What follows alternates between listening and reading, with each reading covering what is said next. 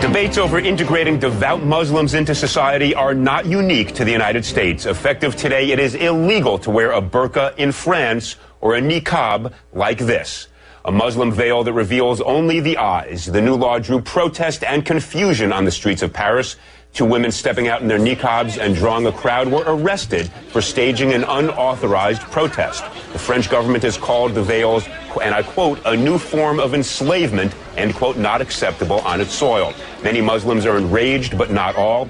I'm joined by Hiba Ahmed, a writer for the blog Muslim Matters, who's against the ban. She's in Albuquerque. And Mona El Tahawi, a columnist on Arab and Muslim issues, who wants to see the ban extended everywhere. She's joining me from Washington. Welcome to you both. Let me begin, if I might, by quoting President Sarkozy of France in his justification for the law. It's kind of a remarkable statement. He says, and I quote, this is the President of France, "The burqa is not a religious symbol. It's a sign of enslavement, of debaseness. I want to say this solemnly. The burqa will not be welcome on the territory of the French Republic.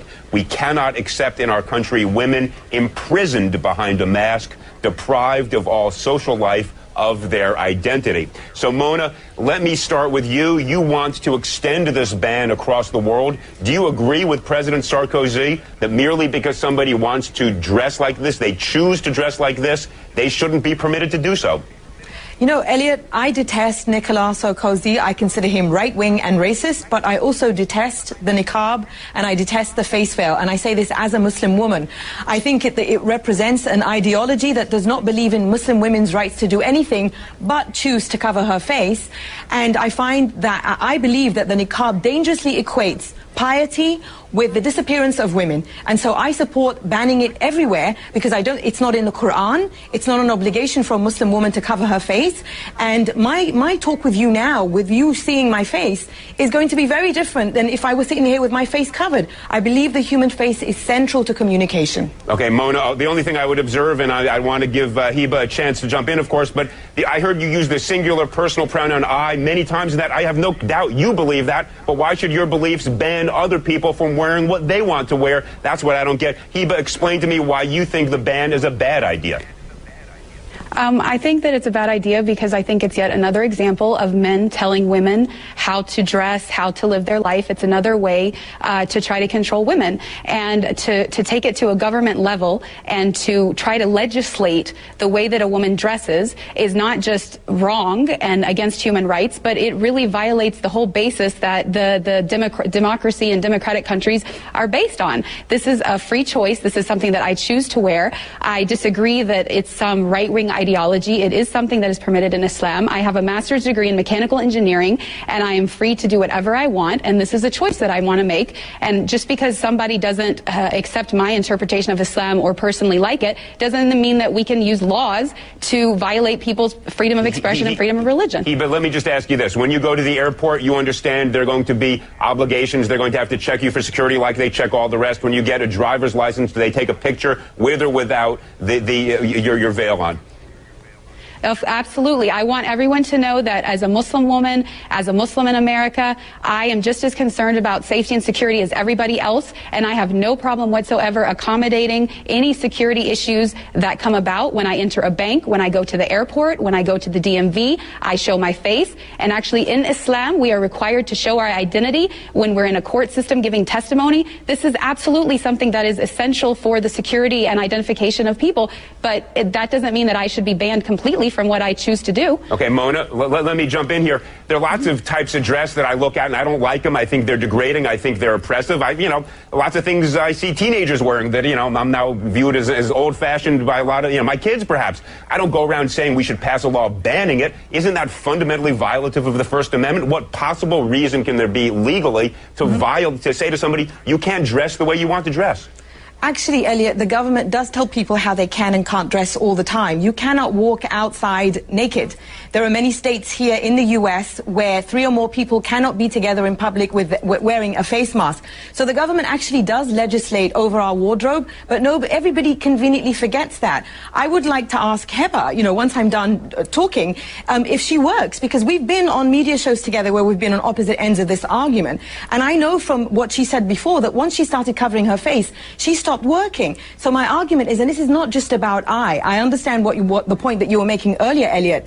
Feminist groups, many women's rights groups have made the point that what the niqab does in a society, especially for Muslim women, is that it creates this spectrum where that is the pinnacle of piety and that is the good Muslim woman. And so of course it affects me. In France, where this ban is going in effect, Muslim women's rights groups there support it because they find that Muslim women who live in the French housing projects have been put under tremendous pressure by the Muslim right wing to give into the niqab. And when they speak out, they are told, it's basically, they become these political pawns. Yeah, that's why I said I oppose Sarkozy, but I oppose this on women, because what choice do women have besides covering their face? This ideology doesn't recognize Muslim women's rights. Mona, I just have to push you on one thing here. There are certain prohibitions on the way people dress, or you mentioned nudity, that don't dress, that are in fact imposed upon us by law, but none of them that I'm aware of relates to a specific religion and says if you are a devout member of a religion, you cannot dress in a way that is you are obligated to practice your religion, your choice of faith. Can you think of any example like that? Because I can think of 1,000 other laws, if this were upheld, that suddenly we would limit all sorts of things that people do for their religious beliefs because we don't agree with it. Wouldn't that be a very dangerous thing to do? See, this is, I think, where these right-wing interpretations of religion get a free pass, because everybody says, well, it's my religious obligation. It's my religious right to do this. Let's look really at what we're talking about here. We're talking about the disappearance of women justified in the name of them becoming closer to God. So the closer you want to become to God, the less of you, the more you disappear. But this Mona, is not accepted by the majority of Muslim schools of thought. Well, one at a time. I disagree. Guys, one at a time. Habib, Hiba, excuse me, jump in. Tell us, has anybody forced you to do this? Is this something you're doing of your own free will? Nobody has forced me to do this, and I really have to disagree with the statistics that Mona is trying to put forth, because studies have shown that there are only 2,000 women in France that wear the niqab. The majority of them are converts who converted to Islam and are voluntarily choosing to do it. This is my choice. Nobody can force me to take it off. I would not take it off even if you paid me to do it. And the fact of the matter is that I have never met a single Muslim woman in all of my travels around the world that is being forced to wear it. I understand Mona does not like it and does not want to wear it personally, but she keeps talking about her own feelings about it, and she wants to use the law to support it. If she wants a diversity in Islamic belief, then she has to accept my version, just like she wants me to accept hers. Mona, let me ask you this question. Do you have any evidence to support your statement that women are forced to wear this? And let me ask you this. If women are being forced to do something they don't want to do, there is recourse other than banning this entire mode of dress that is chosen, as we just heard from Hiba, by people who do choose to wear it of their own free will. Well, you know, I lived in Saudi Arabia. Heba says that she's traveled the world and she's never met a woman who's been forced to wear it. I lived in Saudi Arabia where millions of women are forced to cover their face. But now that the argument will be, well, that's in Saudi Arabia, not in France.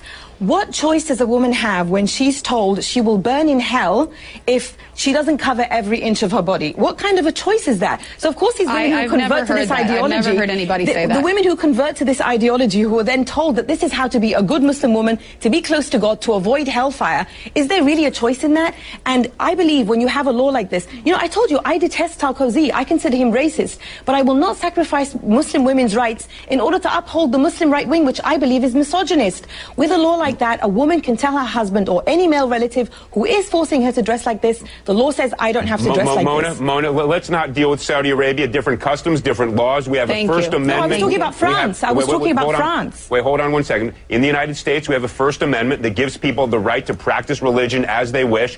Do you not think that a law that in the United States that would ban this form of dress would violate the First Amendment permission to practice religion as each individual sees fit? Well, this comes back to religion again. Everything is allowed just because someone says it's their religious belief. You know what I think? No. Mona, you're going to jump in. Hold one second. It's banned or permitted until there is some compelling state interest on the other side, but it's got to be an overwhelming interest. What is the overwhelming interest that would justify us in banning a type of dress that people choose as a result of their religion? Well, all the reasons I just gave you, but I will repeat. I believe that this is genuinely harmful to Muslim women because it creates this pinnacle of piety in which a Muslim woman is told, this is the closest you can get to God, and she's disappeared. I'm no longer here. You don't even know who I am. The face is central to communication. Okay. And not just that, it objectifies women.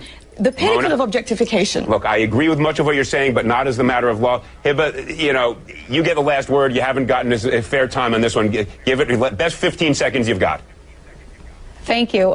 Basically, I want people to know that when I choose to cover this way, it's because I am fighting against a systematic oppression against women in which women's bodies are being sexualized and objectified. This is a different perspective and a different form of empowerment in which I think when I'm in public, my sexuality is in my control and people have to deal with my brain and who I really am and not judge me by my body. And if we want to really talk about the oppressive situation of women, let's talk about all of the eating disorders, all of the plastic surgery, all of the unhealthy diets that are being done, all in the name of having the perfect body. To me, this is liberating and this is empowering. Mona keeps saying, I believe, I believe, I believe. Well, we don't make laws based on what Mona believes or what anybody believes. All right, guys, it's based on whether or not. This is clearly not an issue we're going to resolve in the next 10 seconds. I want to thank you both, Hiba Ahmed and Mona El Tahawi. Clearly a passionate and important debate.